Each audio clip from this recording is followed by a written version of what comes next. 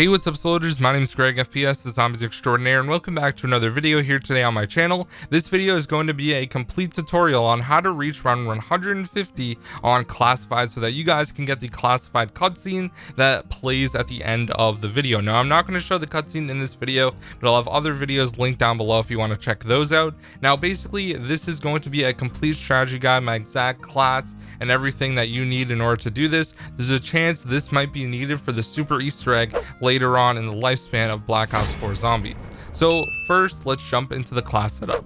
Alright guys, so in the class setup, as you can see, this is what I ended up using for the entire game. Now the first perk you're going to want is Dying Wish. Now if you guys don't know what Dying Wish does, basically instead of entering last stand when the player goes down, you go berserk for 9 seconds. So basically you are invincible for like 9 seconds. The next one is Stone Cold Stronghold, and what this does is standing your ground creates a defensive circle which boosts damage and armor over time while you're inside. So you're going to get more damage when you stay inside your circle, and also you'll have extra protection as well. Next is Victorious Tortoise. Shields block damage from all directions when held. When a shield breaks, it will trigger a defensive explosion. This one is a must in your third slot. Make sure it's in your third slot.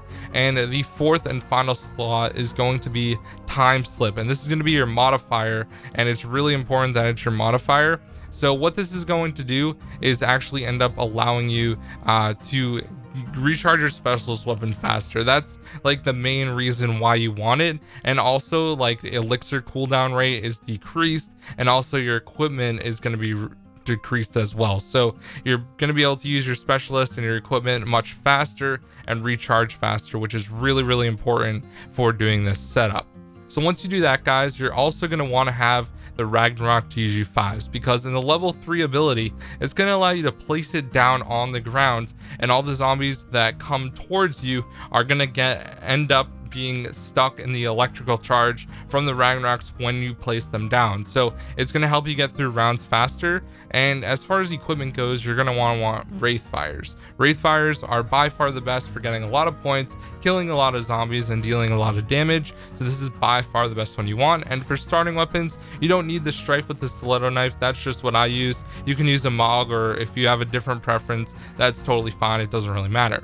So now let's go over to the talisman, because I feel like this one is actually the most important for this entire class setup besides Victorious Tortoise. So you're going to want a talisman that gives you a stronger shield. Now the one that I used is a legendary, and it's called the Major Reinforced Charm, and it says greatly increases shield durability. This is going to allow you to get a lot more points, and also you're going to not need to buy a shield as often as you would if you didn't have a talisman. So if you don't have this one, try to have the Minor Reinforced Charm, which increases shield durability. But once again, if you have the major one, 100% use that. Is going to help you out. Now if you don't have either of these, it's okay, but it's going to be a little bit more difficult. So make sure you guys spend your Nebulian Plasma as much as you can to try to get at least one of those, because it's going to help you dramatically. Now let's get over to the elixirs, guys. The first one, you're going to want equipment. This is going to give you 2 more Wraith Fires, and you're going to be able to pop this about every 5 to 10 minutes.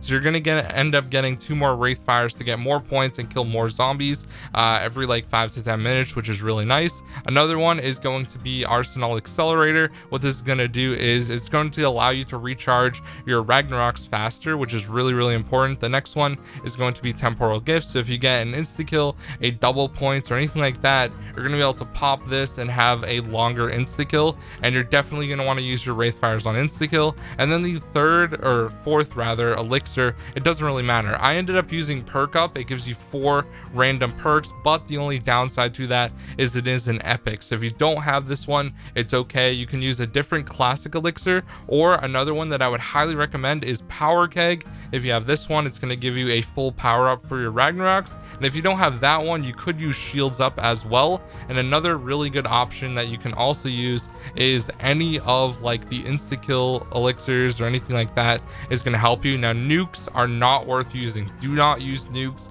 It's going to slow down your game and take longer. So now that we got the class set up completely out of the way, let's jump back into a game, and I'm going to basically explain why you have this perk set up. So as you guys know, you already know how each perk is going to benefit you.